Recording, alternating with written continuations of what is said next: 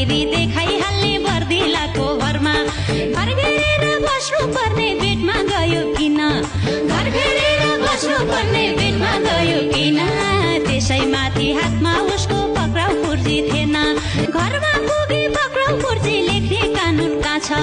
घरमा पुगी पक्राउ पुर्जी लेख्ने कानुन कहाँ छ के बोल्यौ जनतालाई सबै कुरा थाहा छ